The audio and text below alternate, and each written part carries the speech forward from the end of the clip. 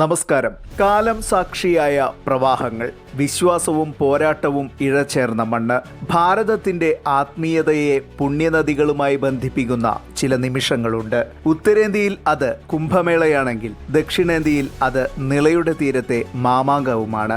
മാമാങ്കത്തിന്റെ മണ്ണായ തിരുനാവായയിലെ മഹാമാഘ മഹോത്സവം വെറുമൊരു ആഘോഷമല്ല, മറിച്ച് ഭാരതീയ ആത്മീയ പാരമ്പര്യത്തിൽ കുംഭമേളയോളം തന്നെ പ്രാധാന്യമുള്ള ഒന്നാണ്. അതാണ് മഹാമാഘ മഹോത്സവത്തിന്റെ ആത്മീയ പ്രാധാന്യം. വീഡിയോയിലേക്ക് കടക്കും മുൻപ് ഒരു അഭ്യർത്ഥന. നമ്മുടെ ചാനൽ നിങ്ങൾക്ക് ഇഷ്ടപ്പെടുകയാണെങ്കിൽ ലൈക്ക് ചെയ്യുക, കമന്റ് ചെയ്യുക, സബ്സ്ക്രൈബ് ചെയ്യുക, പ്രിയപ്പെട്ടവർക്കായി പങ്കുവയ്ക്കുക. ഇഷ്ടമായില്ലെങ്കിൽ അക്കാര്യവും രേഖപ്പെടുത്താം. നിങ്ങളുടെ പിന്തുണ മാത്രമാണ് ഞങ്ങളുടെ പിൻബലം. പാലാഴി മഥനം കഴിഞ്ഞ് ലഭിച്ച അമരത്വം ലഭിക്കുന്ന അമൃതിനു വേണ്ടി തർക്കമുണ്ടാവുകയും ഒടുവിൽ ദേവാസുര യുദ്ധത്തിലെത്തുകയും ചെയ്തു. അസുരന്മാർക്ക് അമൃത് ലഭിക്കാതിരിക്കാൻ അമൃതകുംഭവുമായി ഗരുഡൻ ആകാശത്ത് പറന്നു നടന്നു. ദേവാസുര യുദ്ധം 12 ദിവസമാണ് നീണ്ടുനിന്നത്. ഇക്കാലയളവ് മനുഷ്യരുടെ 12 വർഷത്തിന് സമമാണ്. അമൃതകുംഭവുമായി പാറി നടന്ന ഗരുഡൻ ക്ഷീണിതനാകുമ്പോൾ ഭൂമിയിലെ 4 സ്ഥലത്ത് വിശ്രമിച്ചിരുന്നു. പ്രയാഗ്രാജ്, ഹരിദ്വാർ,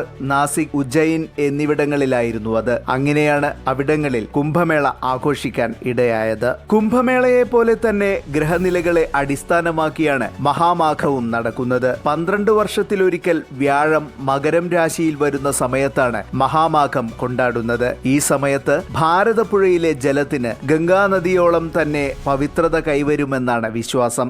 ഐതിഹ്യമനുസരിച്ച് ഭാരതപ്പുഴയുടെ തീരത്ത് ബ്രഹ്മാവ് 9 യജ്ഞങ്ങൾ നടത്തിയ പുണ്യഭൂമിയാണ് തിരുനാവായ. ഇതിൽ 10ാമത്തെ യജ്ഞം തടസ്സപ്പെട്ടതായും അവിടെ പിന്നീട് വിഷ്ണു ഭഗവാൻ നാവാമുകുന്ദനായി പ്രത്യക്ഷപ്പെട്ടതായും പറയപ്പെടുന്നു. അതിനാൽ ഈ മണ്ണിൽ ചവിട്ടുന്നത് തന്നെ പുണ്യമായി ഭക്തർ കരുതുന്നു. തിരുനാവായ ദക്ഷിണ കാശിയായാണ് അറിയപ്പെടുന്നത്. കാശിയിൽ പോയി ഗംഗയിൽ മുങ്ങുന്നതിന് തുല്യമാണ് മഹാമാഘ പുണ്യകാലത്ത് തിരുനാവായയിൽ മുങ്ങി നിവരുന്നത്. പിതൃക്കൾക്ക് മോക്ഷം ലഭിക്കാനായി ഇവിടെ നടത്തുന്ന ബലിതർപ്പണത്തിന് മറ്റു ദിവസങ്ങളേക്കാൾ വലിയ ഫലപ്രാപ്തിയുണ്ടെന്നാണ് ഭക്തരുടെ വിശ്വാസം. ജനുവരി 19 മാഘമാസത്തിലെ പൗർണമിയിലാണ് മഹോത്സവത്തിന് തുടക്കമാകുന്നത്. ഫെബ്രുവരി 3 വരെ മഹാമാഘ മഹോത്സവം തുടരും. നദികൾ ഭാരതീയന് വെറും ജലസ്രോതസ്സുകളല്ല, പുണ്യവാഹിനികളാണ്. അമൃതിനായുള്ള ദേവാസുര യുദ്ധത്തിനിടെ ഭൂമിയിൽ അമൃതതുള്ളികൾ വീണ ഇടങ്ങളിലാണ് കുംഭമേളകൾ നടക്കുന്നതെന്നാണ് വിശ്വാസം. ഹരിദ്വാറും പ്രയാഗ്രാജും നാസിക്കും ഉജ്ജയിനും ആ പുണ്യത്തിന്റെ കേന്ദ്രങ്ങളായി. 8ാം നൂറ്റാണ്ടിൽ